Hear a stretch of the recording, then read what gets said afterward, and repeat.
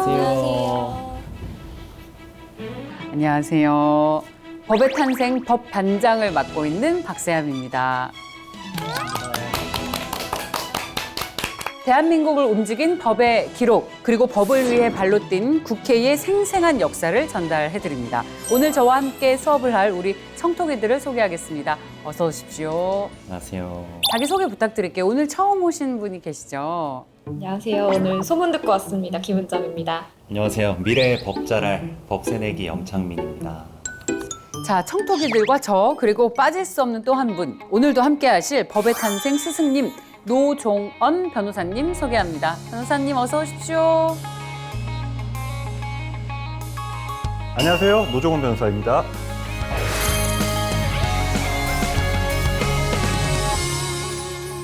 스승님께서 오늘 준비하신 주제는 뭔가요? 오늘 만나볼 법은 말이죠. 때는 2021년 10월입니다. 한 사람이 빌라에 입주하면서 시작된 일이에요. 소리가 쿵쿵 하면서 계속적으로 나는 거예요. 근데 이게 그냥 몇 번 난 게 아니라 새벽 시간까지 계속 나는 거예요. 그래서 이제 층간소음 문제로 이제 번지기 시작하는 거죠. 결국 이웃이 경찰에 신고를 하니까 경찰이 이제 똑똑똑똑 무슨 일이십니까? 라고 하니까 영장 갖고 오라고 난리를 치면서 문도 열어주지 않고 경찰 조사에도 전혀 협조를 하지 않은 거죠. 그럼 어쩌겠어요. 결국은 주변 이웃이 대화를 시도했는데 그냥 들으려고 하지도 않아요. 결국 스토킹 처벌법으로 고소를 했죠. 이게 대법원까지 올라가는 사안이었거든요. 근데 이제 대법원은 이 행위에 대해서 스토킹이라고 인정을 했습니다. 계속적으로 쿵쿵쿵쿵 거리면서 소란을 일으키고 주변에 방해를 일으키는 행위, 하지 말라고 했음에도 불구하고 계속한 행위를 스토킹의 한 유형으로 인정한 거죠. 오늘의 주제는 지속적 반복적으로 불안감이나 공포심을 일으키는 행위의 처벌의 근거가 되는 법률, 스토킹 처벌법입니다. 정식 명칭은 스토킹 범죄 처벌 등에 관한 법률. 이제 시작하겠습니다. 네, 스토킹 처벌법은 저도 평소에 관심을 많이 갖고 있었는데 층간소음도 여기에 해당될 수 있다니 되게 많이 놀랐어요. 자, 이제 스토킹에 대한 그 개념을 굉장히 넓게 적용한다라는 거죠. 예, 일체의 불안감이나 공포심을 조장하는 행위 전체를 스토킹의 개념으로 포섭하기 시작합니다. 보통 이제 스토킹은 죽어야 끝나는 범죄, 문 앞에 공포라고 표현되는 범죄잖아요. 네, 이렇게 극단적으로 표현하는 이유는 기본적으로 우리가 흔히들 생각하는 스토킹의 경우에는 사람과 사람 또는 연인과 연인 간의 어떤 개인적인 감정의 문제라고 좀 많이 그동안은 생각을 해왔죠. 다음 사건을 들어보시면 이게 사랑 싸움인지 스토킹인지 약간 애매합니다. 전생에 자기가 인연이었다라고 주장하면서 계속 쫓아다니는 거예요. 전생의 인연이요? 전생의 인연. 무속인 출신인가요? 두 번째 사례는 친구가 이제 연인과 헤어졌는데 그걸 복수를 하겠다고 자기가 또 나서가지고 헤어진 연인한테 이제 여러 가지 무슨 뭐 복수의 문자라든지 원망의 문자를 대신 보내주는 행위. 오, 그거 제3자가요? 제3자. 그거는 찐 우정이죠. 찐 의리가 대단합니다. 청토기 분들은 이제 잘 모르실 수도 있는데 반장님이랑 제 세대 때는요 이런 얘기가 있어요. 10번 찍어 안 넘어가는 나무가 없다. 그러니까 남자가 한 번 대쉬해가지고 거절을 당하더라도 거기서 포기를 하면은 남자답지 못하다라는 문화가 있었어요. 네. 그래야 상남자죠. 대쉬를 많이 받아보셨겠어요? 아니, 그게 우리 때는 진짜 그게 이제 선이었죠, 선. 남자가 여자를 좋아하면 끝까지 대시를 해야 된다. 그렇게 안 하면 진짜 좋아하는 게 아니다. 여자도 10번 찍힐 때까지 버티자. 이 사람의 사랑을 시험해야 된다. 맞아요. 그렇게 엄마한테 배웠습니다만. 듣는 청토기들 어때요? 우리 여성 청토기 이 얘기 들으면서 로맨틱한가요? 아니면은 부담스러워요. 그때는 근데 그거에 감동해서 결혼하시는 분들도 꽤 있었단 말이죠. 그렇다면 일단 이 스토킹의 의미에 대해서 혹시 어떻게 생각하시는지 좀 말씀 좀 부탁드려도 될까요? 문자 그대로 의미는 몰래 쫓아다니다. 네, 염탐하다. 네, 맞습니다. 지금이야 굉장히 흔하고 누구나 그 의미를 알 수 있지만 이 의미는 2000년대부터 이 스토킹의 정확한 의미가 무엇일까에 대한 논의가 있어 왔어요.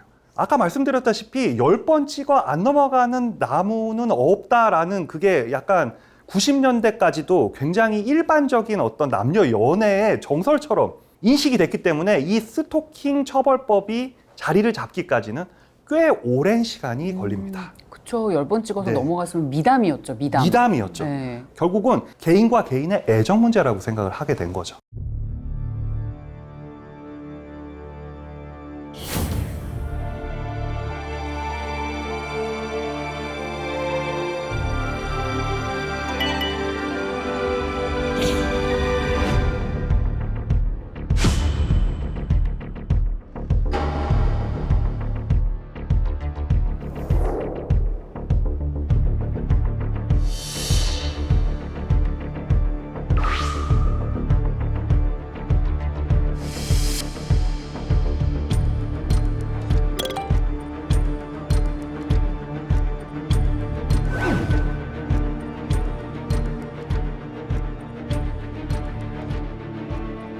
근데 이때 보니까 스토킹법이 아직 없었을 때라서 관련 처벌은 받지 않았는데 제가 기억하기로는 2000년 밀레니엄 시대부터 제가 딱 대학생이 된 이후부터 스토킹, 스토커 이런 말들이 굉장히 많아졌어요. 그때 왜 그랬나 생각해보면 당시 엄청 유행했던 H.O.T라던가 네. 뭐 그런 분들을 쫓아다니면서 괴롭히고 사생팬이라고 불리웠던 맞아요. H.O.T, 잭스키스. 맞아요. 예, 팬덤의 태동이었죠. 자기가 너무 좋아하는 그런 가수들을 쫓아다니면서 과격한 행동을 하는 사람들을 일컬어서 스토킹이다, 스토커다 그런 얘기를 언론에서 많이 하면서 저희가 그 단어에 익숙해졌던 것 같아요. 그래서 그들이 데뷔하고 그런 사생 팬들에 대한 문제들이 또 굉장히 사회적 이슈가 됐었거든요. 그 시점인 1998년 우리나라에서 대표적인 이제 스토킹 실태 조사가 시작됩니다. 예, 결과는 굉장히 충격적이었었는데요. 일반 성인 여성의 30%가량이 스토킹 피해를 당한 적이 있고, 그리고 연예인들의 41%가량이 스토킹 피해를 당했다라고 조사 결과 밝혀졌습니다. 이런 문제는 기본적으로 한국이 이제는 스토킹이 굉장히 특수한 어떤 연예인에 국한된 문제가 아니라 일반적으로 굉장히 광범위하게 퍼져 있는 사회 문제라는 거를 우리 사회가 이제 인식하게 되는 계기가 됩니다. 그럼 스토킹법이 국회에 처음 언급된 건 언젠가요? 이제 국회에서는 1999년부터 이제 여야를 불문하고 스토킹에 대한 처벌의 목소리를 높이는 의원분들의 이야기들이 나옵니다.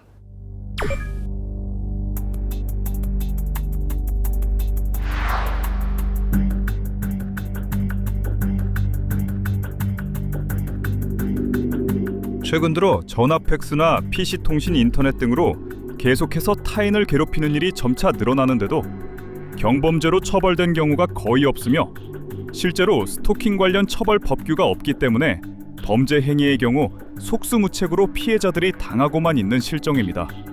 심각한 공포심이나 불안감을 유발하는 행위를 말하는 것으로 되어 있습니다.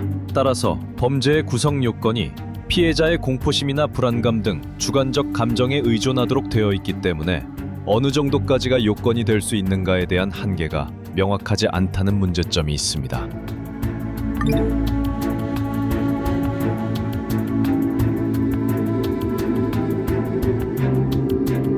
우리 사회에서는 스토킹을 범죄로 여기기보다는 10번 찍어 안 넘어가는 나무 없다는 식으로 애정의 표현이나 낭만적인 행위로 보는 사람들이 많습니다.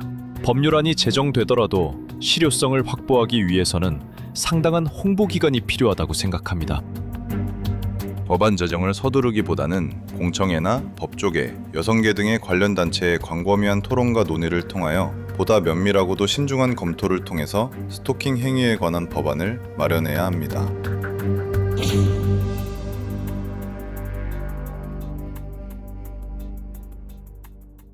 공감이 확 되는 게 10번 찍어 안 넘어가는 나무 없다가 아니라 10번 찍으면 스토킹 범죄다라고 인식을 완전히 전환하기까지 국회가 많은 노력이 필요했던 거네요. 네, 맞습니다. 그리고 저는 또 이런 얘기 있잖아요. 용기 있는 자가 미인을 얻는다.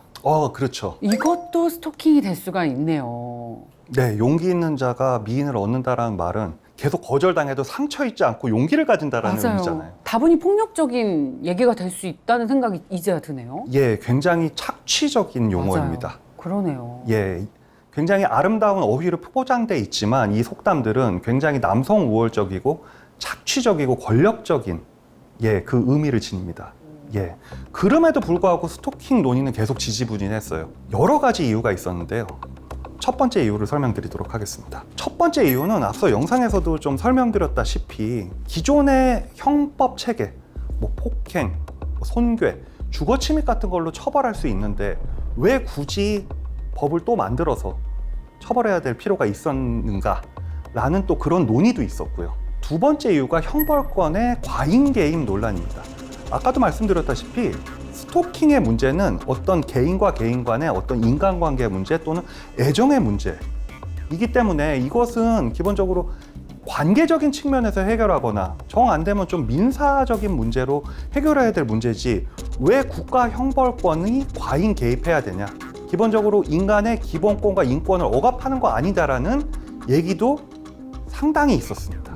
세 번째 이유는 가장 중요한 이유 중에 하나인데 이 스토킹 처벌법의 특징은 어떤 따라다니는 행동, 뭐 거절함에도 불구하고 계속 연락하는 행동만 있을 뿐이지 어떤 피해가 지금 아직 발생하지 않은 상태에서 어떤 국가가 행위자에게 규제를 하는 법이거든요. 전통적인 형사처벌은 어떤 행위가 있어.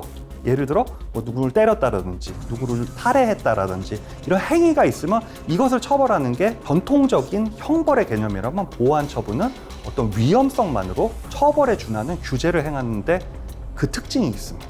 그렇다면 이것이 보완처분, 지금은 보완처분이라고 불리우는 그런 보완처분의 부활이 아니냐.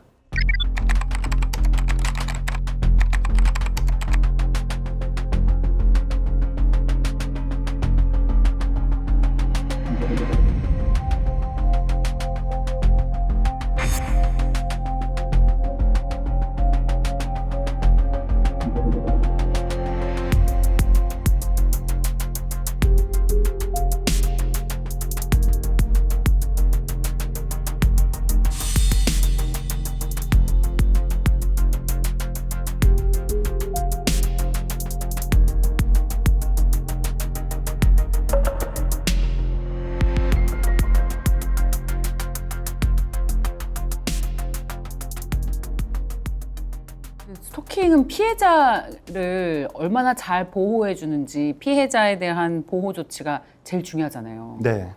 싫다 했는데 계속 전화 오고 찾아오고 그러면 사실 그게 생명의 위협을 가하지는 않지만 네. 굉장히 두렵거든요. 엄청나죠. 네. 그 공포감은 상상을 초월해요. 네.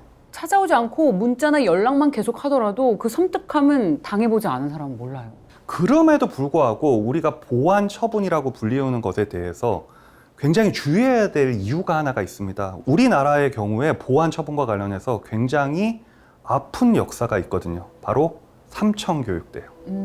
예. 삼청교육대 청토기들은 좀 모르시죠? 드라마 보셨죠? 뭐 드라마 이런 데서 막 통나무 이거 무슨 막 이렇게 정의사회 구현 막 이러면서 그러니까 그 시절에 너 아무런 행동을 하지 않았더라도 너 조직폭력배지, 너 빨갱이지, 너 간첩이지 의심된다라는 이유만으로 삼청교육대에 입소시켜서 정신교육과 재무장이라는 핑계를 대면서 사실상 구금하고 노역시키고 대한민국 역사의 엄청난 비극 때문입니다. 확실히 이야기를 들어보니까 이 삼청교육대라는 아픈 역사를 듣고 나니까 왜 이 스토킹 처벌법이 좀 제정까지 오래 걸렸는지 되게 이해가 되는 것 같아요. 저는 악용될 수 있는 확률도 높고 그리고 사람마다 위험 가능성 기준도 달라서 조금 애매한 것 같아요. 맞습니다. 사안마다 그 구체적인 상황에 따라서 다 다른 거거든요. 저 느낌이 다 다르게 받을 수 있죠. 그러니까 뭐 헤어진 연인이 쫓아온다라는 거랑 같이 쫓아다녀도 보험 들라고 쫓아다닌 거랑 좀 위험성이 굉장히 다르잖아요. 보험 들라고 쫓아다니시는 것도 굉장히 위협적이거든요. 근데 보험 안 든다고 갑자기 생명의 위협을 주시지는 않으시잖아요. 집요하시긴 한데 이게 똑같이 거절의 의사표시를 했음에도 불구하고 쫓아다니는 게 상황과 양태에 따라 다 다릅니다.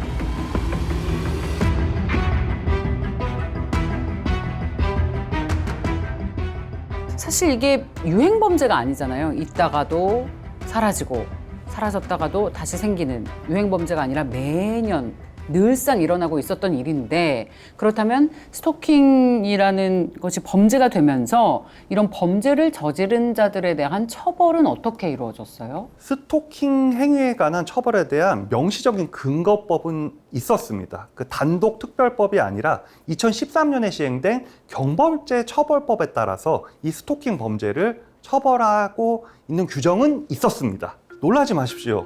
벌금 10만 원 또는 구류, 과류. 그것도 벌금이 아니라 범칙금. 예, 범칙금은 전과가 아닙니다. 교통법규 위반한 것 같은. 예, 맞습니다. 교통법규 위반 범칙금, 그 범칙금입니다. 범칙금 내고 계속 들이대지 뭐 이런 마음이었겠어요. 사실상 거의 근데 실무적으로 거의 처벌하지도 않았어요. 아니에요. 실제로 이거를 신고를 하게 되면은 얘기를 들어보고 대부분 내가 사랑해서 그랬어요. 그 남자가 용기가 있어야 미녀를 얻지 않겠습니까? 이런 얘기를 하면은 그때 당시에 정서가 그 경찰관 분이 이 스토킹 혐의자보다 또 나이도 많으신 분들이다 보니까 응원합니다. 그리고 또 여자분한테 연락을 해서 아유 정말 좋아하는 것 같은데 좀 생각 좀 달리 해봐요. 거기서 막 약간 이렇게 약간 부추겨요? 중매를 서주는 그런 느낌 같은 상황도 굉장히 많이 발생했어요. 이런 사람들 보면 대체로 제정신이 아니에요. 네.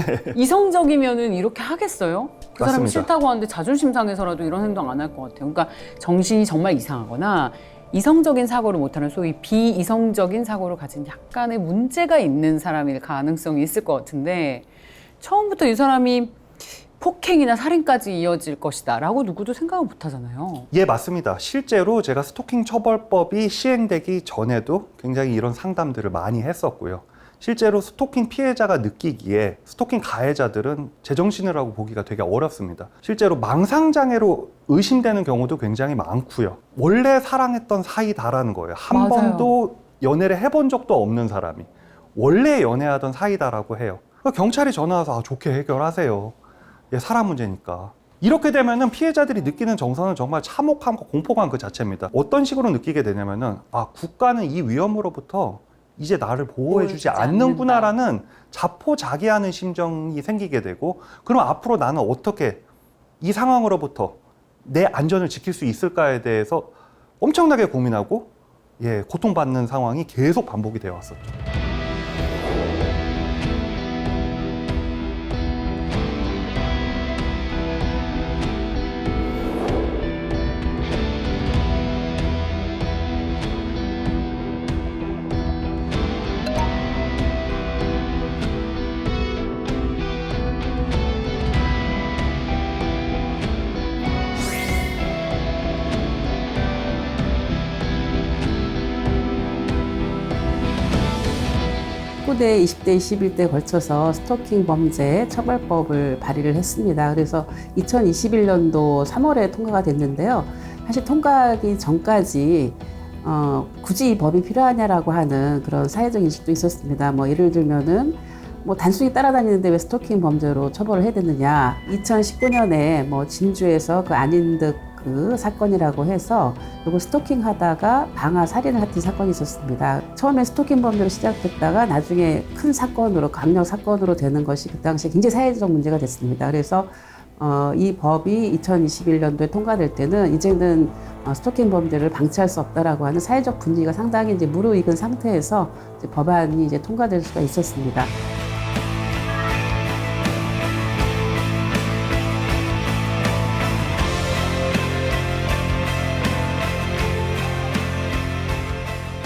영상 보니까 국회의원들이 정말 답답했을 것 같고 그 마음이 그대로 전해지는 것 같습니다. 우리도 이렇게 답답한데 오죽했을까요? 스토킹 처벌법을 만들기 위해서 여야 모두가 나서서 무려 20년을 넘게 노력했고, 법조계도 국민도 국회도 하루빨리 입법을 기다리고 있는 상황에서 드디어 2021년 스토킹 처벌법이 제정됩니다. 이때 무슨 일이 있었던 건가요? 스토킹 처벌법의 도입에 급물살을 타고 있는 와중에 정말로 충격적인 사건이 터지게 됩니다. 한번 영상 한번 보시죠.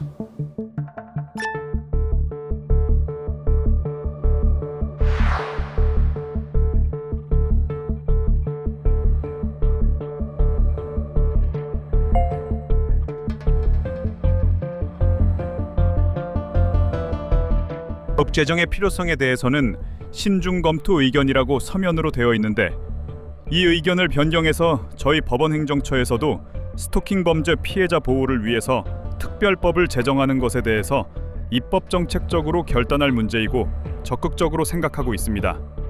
입장이 신중론에서 적극적인 입장으로 바뀌셨다는 얘기지요? 네, 맞습니다. 스토킹 범죄로 인한 이런 피해가 점점 더 아주 잔인하고 악랄하고 또 피해자들에게 큰 정신적 고통을 준다는 면에서 이번에야말로 사회적 공감대를 담은 이 스토킹 범죄의 처벌 및 피해자 보호 등에 관한 법률안이 꼭 만들어져야 한다. 이런 말씀드립니다.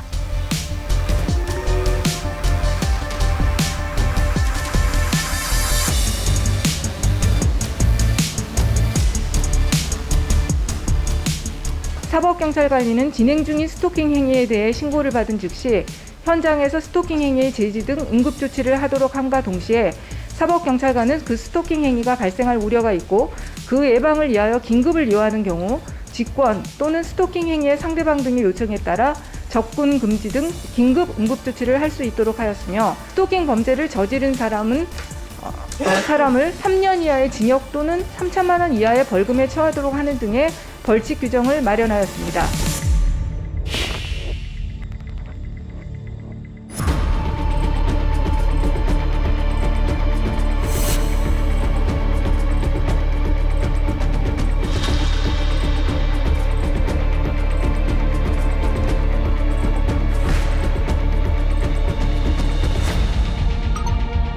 스토킹 범죄의 처벌 등에 관한 법률안 대안을 의결하도록 하겠습니다. 투표해 주시기 바랍니다.